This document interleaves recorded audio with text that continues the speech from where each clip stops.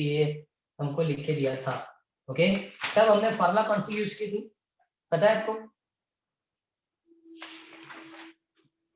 तब हमने कौन सी फॉर्मूला यूज की? कॉम्बिनेशन के लिए 1/f is equal to 1/f1 plus 1/f2 वाली फॉर्मूला यूज की थी। ओके, यहाँ आज क्वेश्चन क्या रखा उसने, इस कॉम्बिनेशन के अंदर जो भी पैरेलल लाइट बीम आप इंसिडेंट करेंगे वो डिपेंड किस पे रहेगा, कॉम्बिनेशन पे या साइड पे, क्या लिखा है। चलो सबसे पहले ऐसा डिसाइड करते हैं कि f1 is equal to 30 and f2 is equal to -20। Okay, चीज बाकी रह गई, d is equal to 8 centimetre, d is equal to 8 centimetre. चलो पैरेलल रेज जो आएंगे वो इनफाइनाइट डिस्टेंस से आएंगे। कहां से? Infinite distance. पहले कहां इंसिडेंट होगी? तो सपोज हमने लिखा कॉन्वेक्स लेंस पे, पहले कहां आते? कॉन्वेक्स लेंस पे। तब कॉन्वेक्स लेंस से जो इमेज मिलेगी उसके लिए formula 1/f1 is equal to 1/v1 minus 1/u1। ये मिरर के लिए, लेंस के लिए, फॉर लेंस, लेंस में हमने लिखा था 1/f is equal to -1/u plus 1/v। मैंने इसको इंटरचेंज किया। ओके, सो नाउ 1/30 1/v1 अपन 1/infinity। ऐसे इंफिनिटी भी माइनस लिखना चाहिए, क्यों? Object distance always negative. Okay, तो ये तो जीरो हो जाएगा, 1/infinity मतलब क्या हो जाएगा? Zero, and 1/infinity equal to zero, इसका मतलब v1 is equal to 30 centimetre. इसका मतलब कॉन्वेक्स लेंस से जो इमेज मिलेगी वो 30 सेंटीमीटर पे मिलेगी।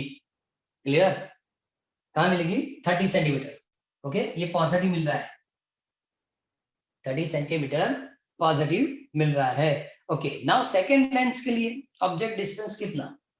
तो लिखेंगे u2 इज इक्वल टू, अब देखो दो लेंस के बीच की डिस्टेंस 8 सेंटीमीटर। अब यहाँ पैरेलल रेज जो इनफाइनाइट डिस्टेंस से आएंगे वो 30 सेंटीमीटर पे इमेज डिस्टेंस देता है। ये दोनों के बीच की डिस्टेंस 8 है, तो सेकंड लेंस के लिए ऑब्जेक्ट डिस्टेंस 30 माइनस 8, इस लेंस की इमेज डिस्टेंस 30 सेंटीमीटर, दोनों के बीच का डिस्टेंस 8, इसका मतलब सेकंड लेंस के लिए ऑब्जेक्ट डिस्टेंस इज 22 सेंटीमीटर। चलो उसके लिए कैलकुलेशन करना है, तो 1/f2 is equal to 1/u2, v2 u2 होगा 1/-20, 1/ क्या होगा? -20, and that is equal to minus minus plus हो जाएगी,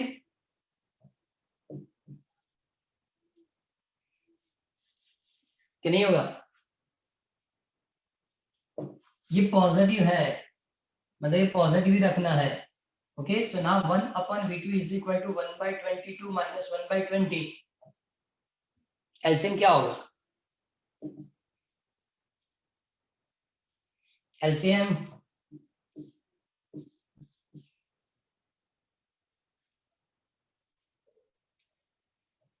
-22 plus 21/v2 is equal to -2/440, and therefore v2 is equal to -220 centimetre.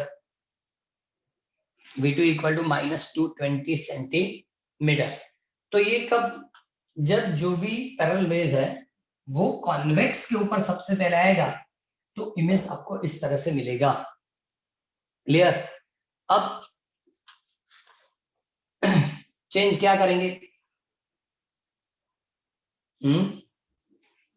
अब इसमें चेंजिंग क्या होगी? इसने पहले क्या लिख के दिया था हमको? क्वेश्चन में ऐसा बताया कि ये जो मतलब लेंस के ऊपर आएगा तो आपको कैलकुलेट करके देना है। चलो फर्स्ट पोर्शन तो कंप्लीट हो गया फर्स्ट, अब वो चेंजिंग करेंगे, चेंज करेंगे क्या? हाँ, एक चीज है कि ये 22 मतलब 228 सेंटीमीटर जो मिला वो तो सेकेंड लेंस से मिला। इस पूरे सिस्टम के सेंटर से सपोज हमको कैलकुलेट करना है, सिस्टम की सेंटर से कैलकुलेशन करना है। ओके, तो क्या लिखेंगे? v2 इज इक्वल टू क्या लिखा भाई? 220 माइनस 4 216 सेंटीमीटर, 216 सेंटीमीटर। फिर से पहले कॉन्वेक्स था तो इमेज कहाँ मिली आपको 30 सेंटीमीटर पे। सेकेंड लेंस के लिए 30 सेंटीमीटर ऑब्जेक्ट डिस्टेंस है, लेकिन दोनों के बीच की डिस्टेंस 8 सेंटीमीटर थी, मतलब ऑब्जेक्ट डिस्टेंस 22 हुआ। इमेज डिस्टेंस कैलकुलेट किया -2 to 0 centimetre from second lens, लेकिन लेंस की कॉम्बिनेशन से चेक करेंगे तो 216 सेंटीमीटर पे आंसर आएगा। क्लियर? अब मतलब ये पूरी सिस्टम कॉन्केव लेंस की तरह बिहेव करती है, ऐसा लिख सकते हैं। कैसे? कॉन्केव लेंस की तरह बिहेव करती है, ऐसा बता सकते हैं। ओके चलो, ये 216 सेंटीमीटर पे। अब कैलकुलेट क्या करना है? अब पहला लेंस कौन सा होगा? चेंज करो इसको, पहला कॉन्केव होगा, और सेकंड लेंस कौन सा होगा? कॉन्वेक्स। अब इसके ऊपर सबसे पहले पैरेलल ले जाएंगे। चलो स्टार्ट करेंगे, तो सबसे पहले यहाँ u1 is equal to infinity, f1 is equal to -20 centimetre, 1 upon f1 is equal to 1 upon v1 minus 1 upon u1, 1 upon -20 is equal to 1 upon v1 minus 1 upon minus infinity। ये तो 0 हो गया। v1 is equal to -20 centimetre होगा। Okay, अब -20 centimetre और दोनों के बीच की डिस्टेंस 8, तो इसका मतलब क्या होगा? u2 इज इक्वल टू, जैसे यहाँ सब्ट्रैक्ट किया था ना, तो -20 -8 -28 सेंटीमीटर। सेकेंड लेंस के लिए कितना होगा? -28 सेंटीमीटर। ओके, सेकेंड लेंस के लिए f2 कितना है? 30 सेंटीमीटर। तो अगेन लेंस वाली फॉर्मूला यूज करेंगे कि 1/f2 is equal to 1/v2 minus 1 upon u2, इस तरह से रहेगा। Okay, and therefore 1 upon v2 is equal to 1 upon f2 plus 1 upon u2। f2 कितना? 30। ये कितना होगा? 1 अपॉन -28। एलसीएम क्या होगा?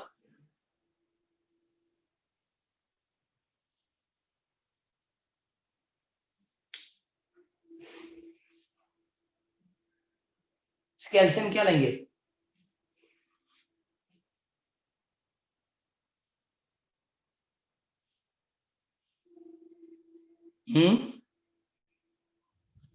-840।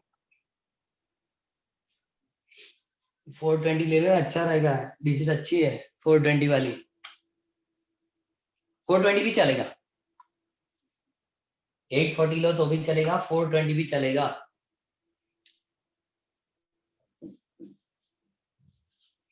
फोर 420 रखा, चलो मैंने तो,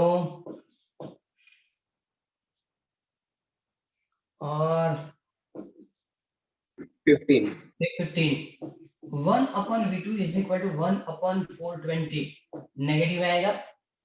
okay, and therefore v2 is equal to -420 centimetre. लेकिन फिर से इस तरह से v2 डैश जैसे लिखा ना, जैसे यहाँ भी v2 dash from centre, system के सेंटर से कैलकुलेट करना है तो 4 सेंटीमीटर लेस करेंगे। 420 माइनस 4, 416 सेंटीमीटर। इसका मतलब डिफरेंस रहता है। पहले आपने कॉन्वेक्स लेंस रखा तो आपको v2 220 मिला, लेकिन सेंटर से 216 मिला। सपोज आपने पहले कॉन्केव रखा तो v2 आपको 420 मिलेगा, लेकिन सेंटर से 416 सेंटीमीटर मिलेगा। ओके, उन्होंने बताया कि पहले कौन सा लेंस रखेंगे तो डिस्टेंस क्या होगी। हाँ, डिफरेंस है। ओके, इसमें डिफरेंस रहता है कि आप जिसको भी आगे रखेंगे उस हिसाब से आपको लास्ट वाली इमेज, ओके, लास्ट वाली जो इमेज है वो। एक चीज और भी पूछी उसने, ये जो कॉम्बिनेशन वाली फॉर्मूला हमने यूज की थी, कौन सी? कॉम्बिनेशन वाली फॉर्मूला। तो कॉम्बिनेशन वाली फॉर्मूला का कुछ यहाँ यूज है ही नहीं। पहले याद सब चेक करो, इसमें नंबर कौन सा है? 9.10। तो 9.10 में क्या लिखा था? 1 upon f equal to 1 upon f1 plus 1 upon f2। 9.10 की आंसर क्या आएगी? बस छोटा सा न्यूमेरिकल था। 9.10 की आंसर है f is equal to -60 centimetre. f equal to -60 centimetre, तो उसकी यहाँ कोई जरूरत नहीं है। पहले कौन सा लेंस रखेंगे उस हिसाब से ये डिस्टेंस चेंज होता है। पहले कॉन्वेक्स तो सेंटर से 216, पहले कॉनकेव तो सेंटर से 416।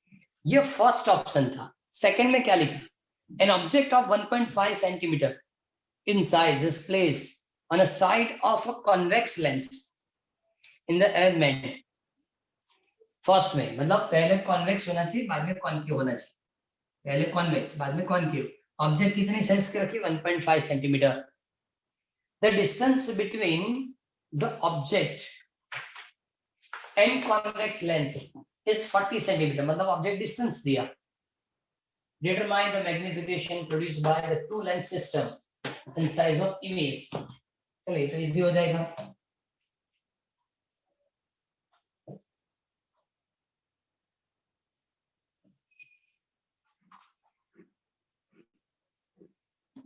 ओके, लेंस की कॉम्बिनेशन में क्या बताया, यहां पहले कॉन्वेक्स देन उसके बाद कॉनकेव। ओके, इसके लिए लिखना शुरू करेंगे तो u is equal to -40 centimetre. u की जगह u1 लिखो तो अच्छा रहेगा। u1 इक्वल टू, पहले कॉन्वेक्स है, u1 is equal to -40 centimetre. Okay, f पहले f1 प्लस 30 सेंटीमीटर। चलो इससे मिलने वाली ऑब्जेक्ट के लिए आपको क्या इमेज डिस्टेंस चाहिए, 1/f1 1/v1 u1। so 1/v1 is equal to 1/f1 plus 1/u1। इस तरह से होगा f1 1/30 -40, एलसीएम लेंगे तो 120। so 1/v1 is equal to 1/120 and therefore v1 is equal to 120 centimetre. v1 equal to क्या मिलेगा, 120 सेंटीमीटर। चलो पहले फर्स्ट के लिए मैग्निफिकेशन लिखना है तो m1 is equal to v by mod of u, वरना माइनस हो जाएगा।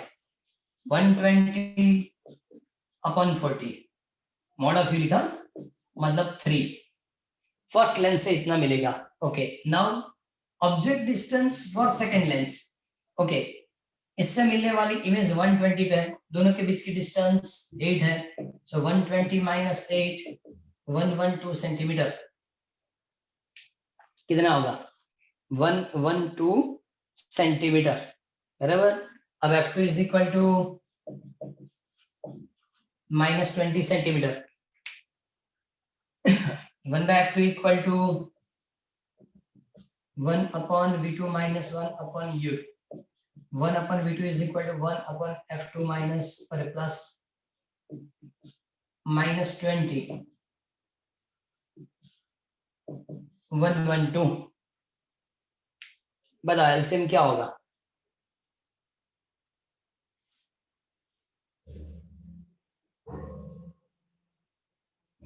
ज्यादा दिमाग नहीं लगाना तो मल्टीप्लिकेशन कंप्लीट कर तो अच्छा रहेगा। -112 20 112 into 20 v2 is equal to क्या लिखेंगे, 112 into 20 divided by 92। माइनस इसलिए लिखा कि ये दोनों की, सॉरी ये गलत लिखा मैंने, ये दोनों के लिए आप एडिशन करेंगे तो -92 बचेगा। अब फिर रेशियो मिलेगा सर 23.9 23.9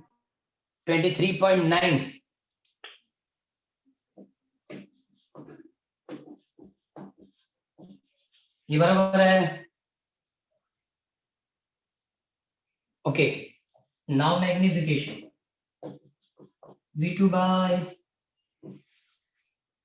यहाँ v1 u1 था, इसने नहीं बताया तो हमने भी नहीं बताया, -23.9 की जगह माइनस लिखने की जरूरत नहीं होगी, एंड 112। अब बताओ 0.21 आगे कुछ है,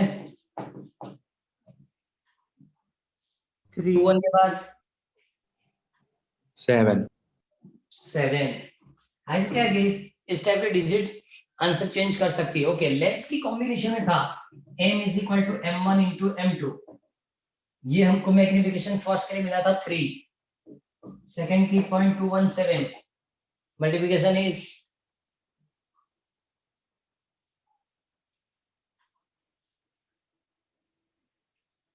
0.634. 0.651.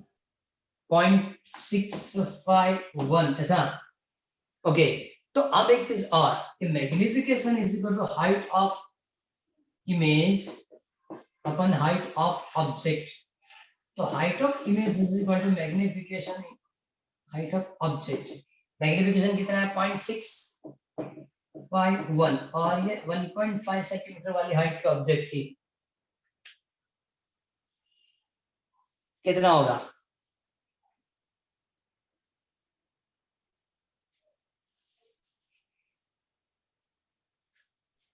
0.976. 0.9765. या इसको 0.98 सेंटीमीटर इतनी हाइट होगी। मतलब ये बहुत लेंथी पूरा न्यूमेरिकल दिया, इसलिए कि सपोज फर्स्ट ऑप्शन पूछा तो भी 3 मार्क्स जैसा है और सेकंड पूछा तो भी 3 है, ए और बी में से किसी एक को पूछेंगे तो भी 3 की मार्क्स की तरह वो कंप्लीट कर सकते हैं। चलो नेक्स्ट 22 नंबर।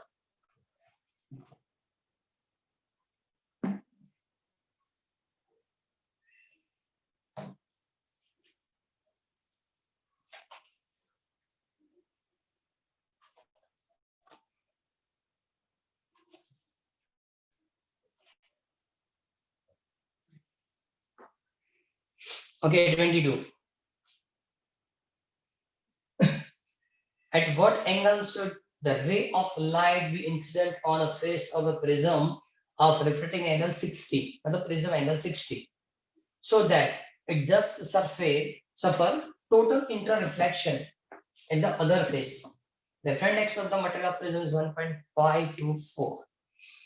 दो चीज दी है, सबसे पहले prism angle 60, 1.524 is the different x of prism. अब एक चीज और बताओ कि ये कैसे होगा, डायग्राम से चेक करेंगे कि सपोज मैंने सरफेस पे परपेंडिकुलर लाइन ड्रॉ की, इंसिडेंट रे, रिफ्रैक्टेड रे, चलो इसकी कलर चेंज करो वरना पता नहीं चलेगा, इंसिडेंट रे, और ये यहां जाना चाहिए, इस डायरेक्शन में गया ना तो इसका मतलब टोटल इंटर रिफ्लेक्शन होगा, क्योंकि वरना रिफ्रैक्ट हुआ ऐसा होगा, जहां रिफ्रैक्शन की लिमिट है वहां से टोटल इंटर रिफ्लेक्शन स्टार्ट होता है, तो ये इस डायरेक्शन में जाएगा। Suppose A B C, okay, P Q R लिखेंगे, incident angle i, okay, diagram में पहले भी आपने चेक किया होगा, ये R1 होता है, इसको R2 बताया जाता है। ओके चलो, सबसे पहले तो क्या होगा कि R2 is equal to IC, मतलब जिस एंगल के लिए ये एंगल 90 मिलता है उस इंसिडेंट एंगल को क्या बताया जाएगा, क्रिटिकल एंगल, तो R2 मिलेगा, R2 is equal to IC। इसका मतलब क्या होगा कि sine IC is equal to 1/524, ratio कितना आएगा बताओ?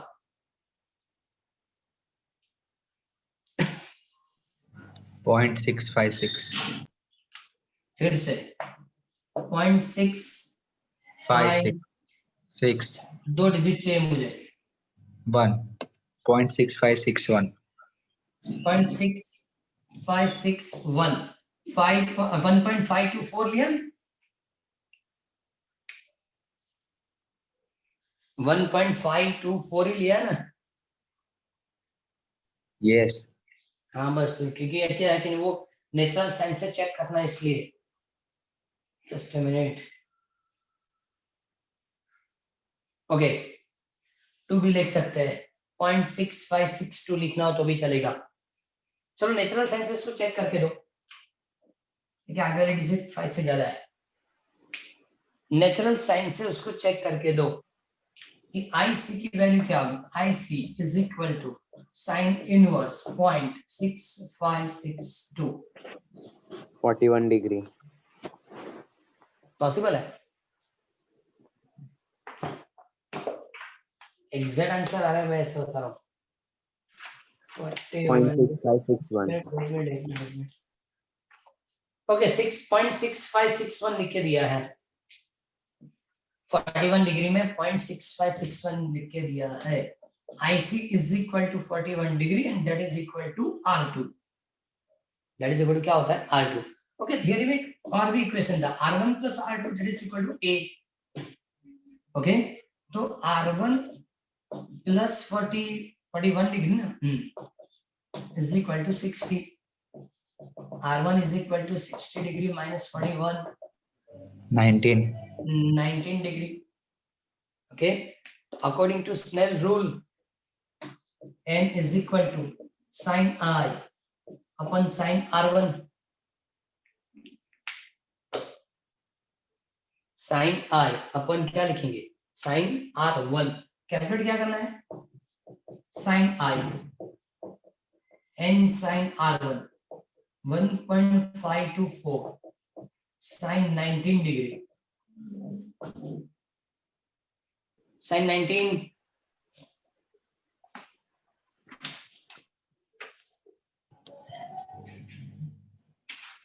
sin 19 में लिखा है 0.3256।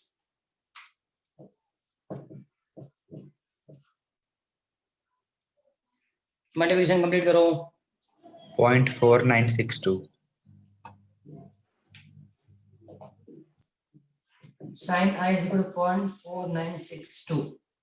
okay so now I is equal to sin inverse 0.4962।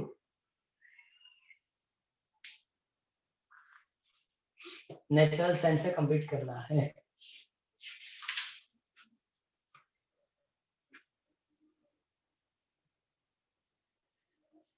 देखो 4955 दिया है, 4962 चाहिए ना, लेकिन 4955 दिया है। 29 degree and 42 minutes, 29 degree 42 minutes 0.4955। तो रिमेन कितना बाकी रहा 7, कितना बाकी रहता है 7 बाकी रहता है। 7 तो नहीं दिया लेकिन 8 दिया है, 8 वाला डिफरेंस ऐड कर सकते हैं। सपोज 8 वाला डिफरेंस 3 मिनट्स में है, 8 वाला डिफरेंस ऐड करते हैं, 8 वाला 3 हो जाएगा, चलो 8 वाला मतलब 3 मिनट्स में है। 29 degree and 45 minute. Okay answer क्या होगा I is equal to 29 degree and 29 degree and 45 minute. Okay ऐसा भी हो सकता है कि ये आंसर आप इस तरह से लिखे चलेगा, लेकिन आप 29.75 डिग्री भी लिख सकते हैं। ओके 29.75 डिग्री, ओरिजिनल तो यही मिलेगा आपको। ये लिखेंगे तो आंसर कंप्लीट हो गया, इसकी जरूरत नहीं कि इस तरह से लिखेंगे आप। ओके इसका मतलब यहां से 29 डिग्री 75 इससे ज्यादा आप इंसिडेंट करेंगे इस डायरेक्शन में जाएगा। ओके उधर नहीं मिलने वाला। कंप्लीट है? कोई प्रॉब्लम इसमें? ये न्यूमेरिकल इस टाइप के जितने भी न्यूमेरिकल होंगे ना, नेचुरल साइंस फटाफट देखना आना चाहिए, वरना वो कंप्लीट नहीं होगा, वरना कंप्लीट नहीं होगा।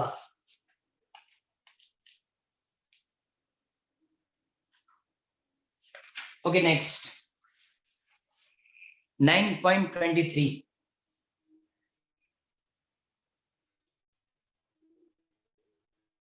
9.23।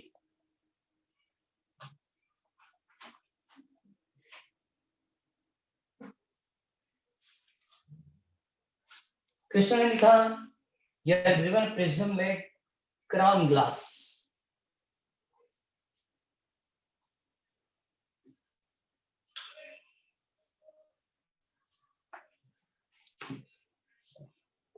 वही है ना?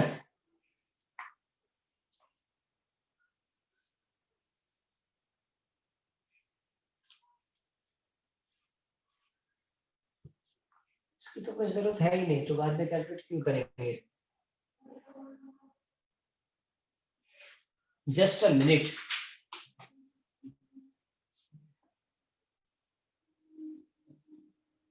क्योंकि जो चीज उन लोगों ने लिख के दी है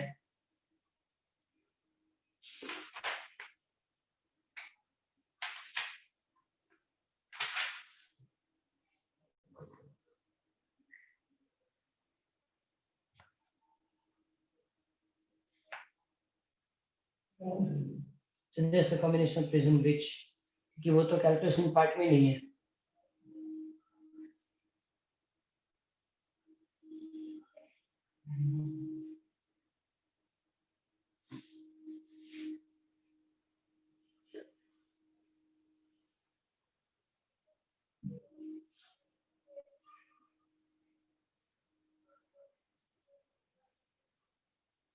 दो बुक के अंदर दो डिफरेंट इन लोगों ने क्वेश्चंस दिए। जिसके पास एनसीईआरटी पब्लिकेशन की ही बुक है, ओके, जिसके पास एनसीईआरटी पब्लिकेशन की बुक है वहां 23, 24, 25 डिफरेंट है। और जिसके पास गुजरात बोर्ड के साथ एनसीईआरटी पब्लिकेशन वाली उसमें 3 न्यूमेरिकल डिफरेंट है। कौन कौन से? 23, 24 एंड 25 उसमें डिफरेंट है। उन्हें जो लिखे वो लेंस मिरर की फॉर्मूला सही है, और आपको जो एनसीईआरटी बुक है सो उन लोगों ने वो प्रिज्म से बताया है डिस्पर्जन, लेकिन वो टॉपिक से तो कुछ है ही नहीं। नॉर्मल आई डिस्टेंस के लिए भी डायरेक्टर वाला वो भी कैलकुलेशन नहीं बताया गया। और 26 से मेरे ख्याल से कैंसिल है। कौन कौन सा न्यूमेरिकल कैंसिल है? आपको लिखवाया था न्यूमेरिकल कहां से कैंसिल है? 23 से या 26 से? 26 26 ओके। 26 से है तो power of lens -1 dioptre and -2, क्योंकि ये पहले चेक करना पड़ेगा। 23 से 24 एंड 25 जो बताया वो आई डिफेक्ट के लिए बताया, और आई डिफेक्ट की जो प्रॉब्लम है वो तो थियरी में दी नहीं, दिया था आई डिफेक्ट वाली। पहले पुराने सिलेबस में आई मतलब पूरी थियरी थी, मतलब कि आप दूर वाला नहीं देख पाएंगे, नजदीक वाला नहीं देख पाएंगे, एस्टिग्मेटिज्म क्या होता है वो सभी, उससे उन लोगों ने न्यूमेरिकल कंप्लीट किए। ओके हाँ, लेकिन एक चीज है, किसी के पास गुजरात बोर्ड वाली पब्लिकेशन है, मतलब वही एनसीईआरटी की बुक एनसीईआरटी की, लेकिन आगे प्रिंट किया गुजरात पब्लिकेशन, ऐसा चेक करो तो उसमें 23, 24, 25 डिफरेंट है। कि दोनों बुक मेरे पास है, दोनों में डिफरेंट न्यूमेरिकल दिए 23, 24 एंड 25।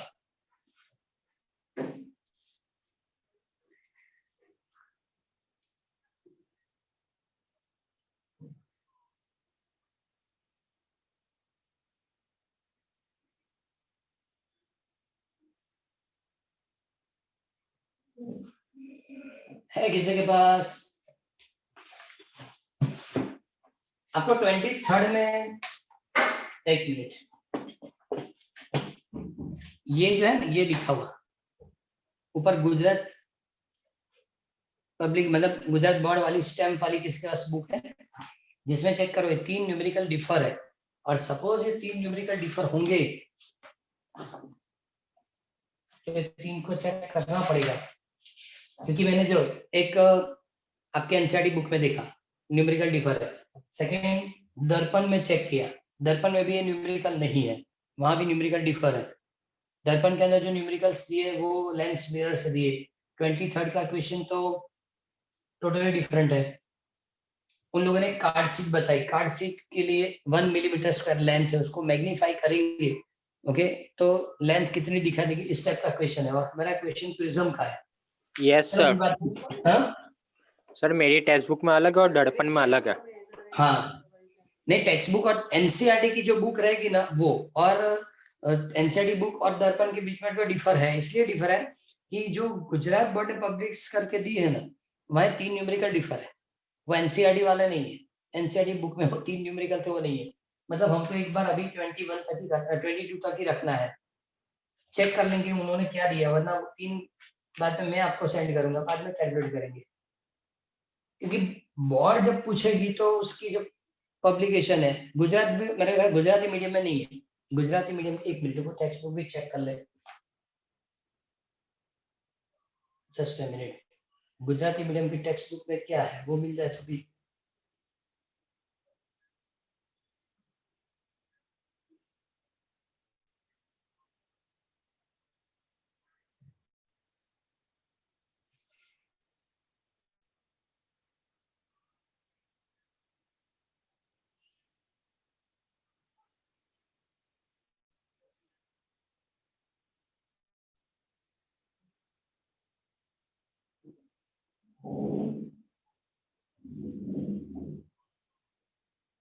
ओके उन लोगों ने गुजराती मीडियम वाली बुक में ही चेंज किया है।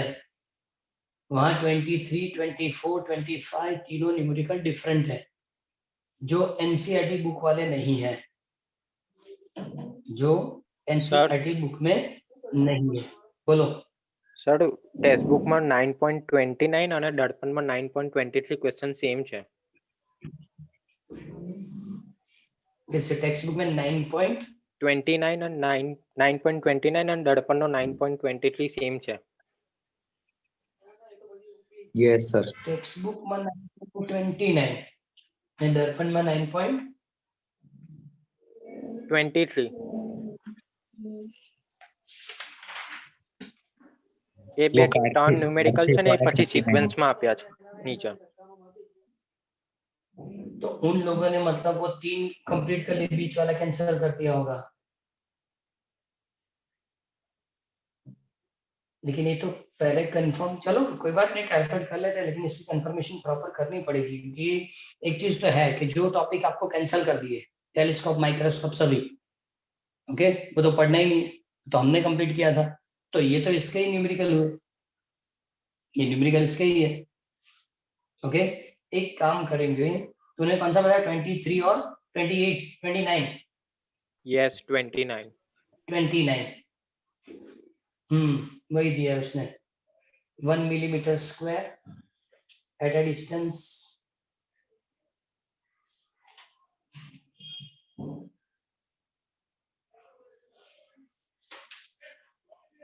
ओके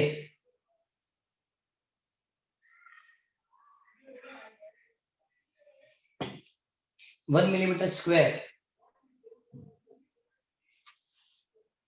एक मिनट मुझे चेक करने दो, क्वेश्चन में डिफर नहीं है। सर 9.23 થી 9.28 કેલ્ક્યુલેટર નહીં કર્યા દર્પણ માં।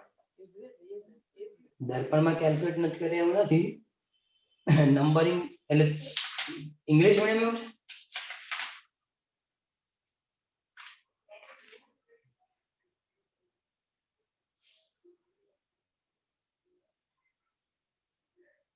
સર એનસીઈઆરટી ની બુક માં જે વચ્ચેના જે 9.23 થી 9.28 ન્યુમેરિકલ આપ્યા છે ને દર્પણ માં છે જ નહીં સોલ્યુશન। એટલા માટે નથી કે આઈસ ડિફેક્ટ માટે આપ્યા છે ને, એ તો એ ટોપિક જ નથી ને text book. I write down short note on human eye કરીને કોઈ ટોપિક છે આપણને આપ્યો છે એનસીઈઆરટી લખીને, પણ ગુજરાત બોર્ડની ટેક્સ્ટમાં છે જ નહીં। એનસીઈઆરટી બુકમાં જો પાછળ હ્યુમન આઈ આપ્યો છે ઓપ્ટિકલ ઇન્સ્ટ્રુમેન્ટ પછી। જ્યારે તમે એના શું કહેવાય સિલેબસ ની અંદર જ્યારે કન્ટેન્ટ જુઓ ને, ગુજરાત બોર્ડના સિલેબસમાં કન્ટેન્ટમાં હ્યુમન આઈ ટોપિક જ નથી। એવી રીતે આખું છે ને, દાખલા કે આપણે તમે એનસીઈઆરટી ની બુક જો તો ટોટલ કેટલા ચેપ્ટર છે? 15 છે અને આપણને સિલેબસમાં 14 જ છે. મતલબ પહેલે કમ્યુનિકેશન સિસ્ટમ નથી આપ્યું, આખું ચેપ્ટર જ કેન્સલ કરેલું છે. એટલે અમુક ટોપિક્સ આવા છે, એટલા માટે મેં તમને પાર્ટ 2 માટે કીધું. હ્યુમન આઈ જે ખરું ને એ નથી, ને હ્યુમન આઈ નથી માટે એને કેલ્ક્યુલેટ નથી કરી. વચ્ચેના જે ક્વેશ્ચન્સ ટેક્સ્ટ બુકમાં આપ્યું છે ધ આઈ. શેમાં? ટેક્સ્ટ બુકમાં ધ આઈ ટોપિક છે. હું તને સમજાય વસ્તુ, એ ટેક્સ્ટ બુક એનસીઈઆરટી ની ને, પણ સિલેબસ ની કેલ્ક્યુલેટ કરીએ તો જે ગુજરાત બોર્ડે એપ્રુવલ સિલેબસ આપ્યો છે, બરાબર છે, એમાં હ્યુમન આઈ છે જ નહીં. તમે કેન્સલેશન માં નથી, મતલબ લખતા જ નથી, એ ટોપિક જ નથી કન્સિડર કરતા. એ ટોપિક આખો કન્સિડર, તમે બોર્ડનો સિલેબસ ચેક કરો, એ લોકોએ 15 ચેપ્ટર સુધી નથી આપ્યું, 14 ચેપ્ટર સુધી જ આપ્યું છે. લાસ્ટ યર તો કોઈ ટોપિક કેન્સલ થયો જ નહોતો, બરાબર છે. તો પણ એ લોકોએ જે સિલેબસ આપ્યો હતો ને એ 14 ચેપ્ટરનો જ છે. એ લોકો કમ્યુનિકેશન સિસ્ટમને કન્સિડર કરતા જ નથી. સેકન્ડ, જ્યારે આપણે ઇલેક્ટ્રોનિક્સ કમ્પ્લીટ કરીશું ચેપ્ટર નંબર 14, तो इलेक्ट्रॉनिक्स में भी उन लोगों ने गेट्स वाले जो न्यूमेरिकल गेट्स वाली थियरी है वो उन लोगों ने कैंसिल कर दिए. उन लोगों ने बताया ही नहीं. Different type of gates, logic gates जो है ना वो भी उन लोगों ने कैंसिल किए. मतलब 2 बुक है एनसीईआरटी का सिलेबस, लेकिन जो जो कंटेंट उन लोगों ने कैंसिल किए वो लोग नहीं पूछेंगे, इसलिए वो प्रिंट ही नहीं करेंगे. जो तूने बताया एग्जाम्पल सही है कि जो जो उन लोगों ने कंप्लीट 23rd से बताया, 23rd to 28, 23rd to 28, तो वही न्यूमेरिकल है आई डिफेक्ट के लिए, इसलिए कैंसिल किया. चलो कोई बात नहीं, 29 तो कंप्लीट करते हैं. कौन सा? 29 number. Just a minute.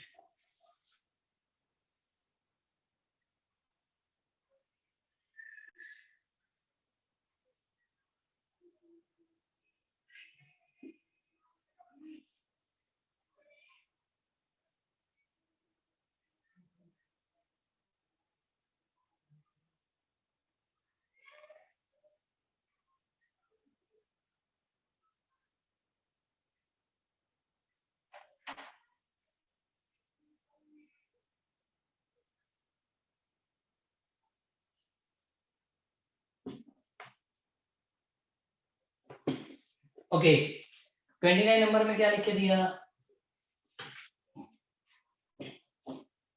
A card sheet divided into the square, each of 1 millimeter square, is being a view at a distance 9 centimeter to a magnifying lens. Okay, कौन सी लेंस होगी? कौन सी लेंस होगी? Converging lens लिखा है, convex हो गया, concave? Convex. Convex. Centimetre क्या दिया उसने? 9. 9. Okay, what is the magnification produced by the lens and how much area of a square in a virtual image? चलो इसमें क्या क्या चीज लेंगे हम? ऑब्जेक्ट डिस्टेंस पहले कितना होगा? -9 सेंटीमीटर. फोकल लेंथ क्या होगी? +9 centimetre. Okay, so now 1 upon f is equal to 1 upon v minus 1 upon u. 1 upon v is equal to 1 upon f plus 1 upon u. So 1 by, तो 0 हो जाएगा. तो suppose इसको रखेंगे ये तो 0 हो जाएगा, क्योंकि देखो ये -9 रखेंगे तो इनफाइनाइट डिस्टेंस तक नहीं दिखेगा.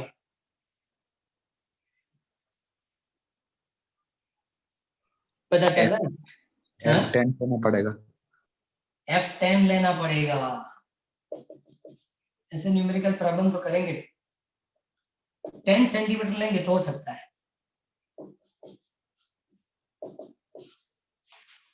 क्या रखेंगे? 90 -9 + 10,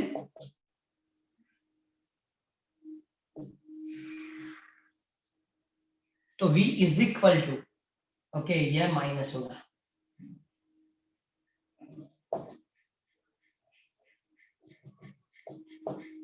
v is equal to minus 90 centimetre मिलेगा, जिस और ऑब्जेक्टिव इसी और ये मिलेगा। So magnification m is equal to v by u, mod up करके लिखेंगे तो 90 डिवाइड बाई 9, मैग्निफिकेशन 10 होगा, मतलब 10 टाइम्स ज्यादा वो दिखेगा। Okay, so now area of virtual image ads is equal to, तो 10 स्क्वायर इंटू 1 मिलीमीटर, क्यों 10 स्क्वायर इंटू 1 मिलीमीटर, ये लेटरल मैग्निफिकेशन है, किसी एक साइड की मैग्निफिकेशन ही देगा, ये तो स्क्वायर है तो दो साइड की मतलब ये 10 टाइम्स इंक्रीज, ये भी 10 टाइम्स इंक्रीज होगा, मतलब n स्क्वायर, l ऐसा लिख सकते हो, n मतलब क्या होगा, तो मैग्निफिकेशन 10 टाइम्स, 10 स्क्वायर इंटू 1 मतलब ये 100 मिलीमीटर स्क्वायर दिखेगा, मतलब 1 सेंटीमीटर स्क्वायर, मतलब 1 मिलीमीटर लेंथ, 1 मिलीमीटर ब्रेथ, ऐसी जो ऑब्जेक्ट, ये 10 टाइम इंक्रीज होगा, ये 10 टाइम इंक्रीज होगा, इसका मतलब जो दिखेगा वो ये 10 टाइम इंक्रीज, ये भी 10 टाइम इंक्रीज होगा, मतलब 1 सेंटीमीटर स्क्वायर इस तरह का दिखेगा। ओके, सेकंड क्वेश्चन में क्या लिखा, what is the angular magnification या magnifying power of a lens, angular magnification ये कब मिलता है पता है, m is equal to near point distance, 25 centimetre distance में जब ऑब्जेक्ट दिखती है ना तब मिलता है 25 सेंटीमीटर, ये तो u is equal to 9, ratio कितना होगा,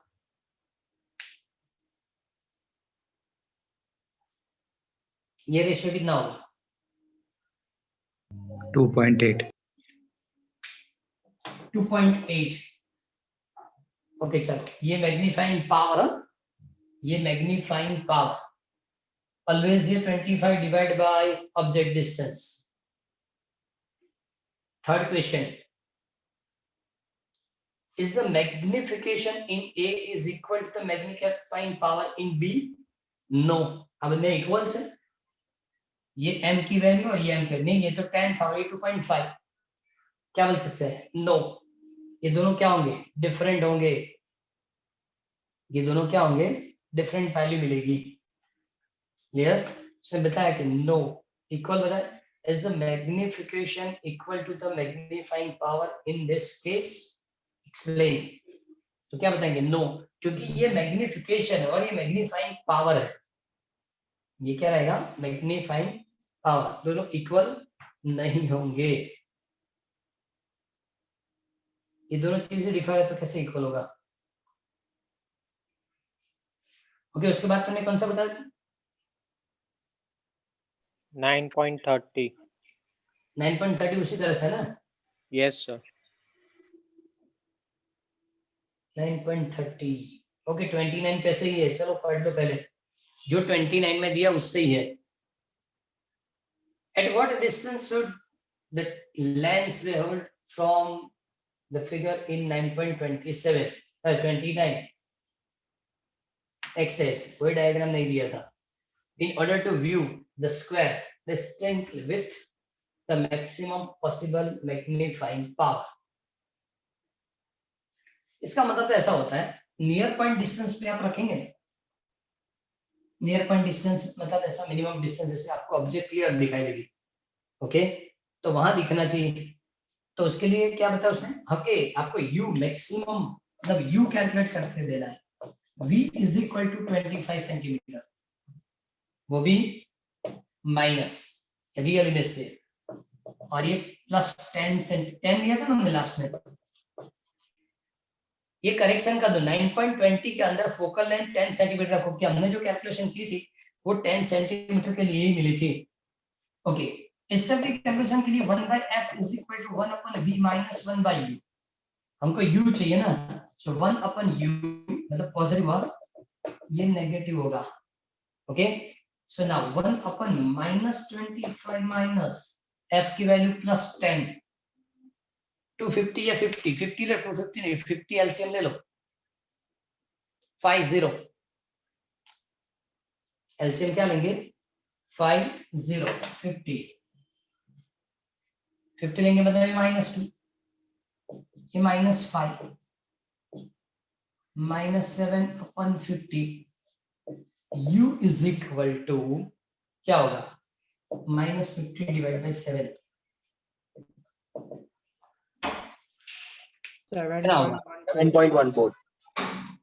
7.14 7.14 सेंटीमीटर पे जब रखेंगे तो इमेज आपको नियर पॉइंट डिस्टेंस पे मिलेगी। अब मैं सबसे पहले मैग्निफिकेशन कैलकुलेट कर रहा हूं। मैग्निफिकेशन मतलब v बाई यू। v कितना आएगा सॉरी कितना लिया था -25 मतलब 25 लिखना है। u कितना आएगा 7.14 रेशियो बताओ 3.5 3.5। अब उसी सिस्टम के लिए हम मैग्नीफाइंग पावर कैलकुलेट करेंगे। क्या कैलकुलेट करेंगे मैग्नीफाइंग पावर मतलब d बाई यू। d की वैल्यू 25 u अगेन 3.5। तो इस कंडीशन के अंदर आपको दोनों वैल्यू इक्वल मिलेगी। कौन कौन सी मैग्निफिकेशन एंड मैग्नीफाइंग पावर। क्यों इक्वल मिला कि इमेज डिस्टेंस और near point distance both are same और इसलिए दोनों इक्वल मिलते हैं। इसलिए दोनों क्या मिलेंगे इक्वल मिलेंगे। चलो यहां तक रखो पहले डिफरेंस चेक कर लेंगे। आज कौन कौन से न्यूमेरिकल हुए 9.21 से स्टार्ट किया ना और 24 तक 4 न्यूमेरिकल ऑन है सिर्फ और सिर्फ 4। लेकिन आप 24 नहीं लिखेंगे 9.21 9.22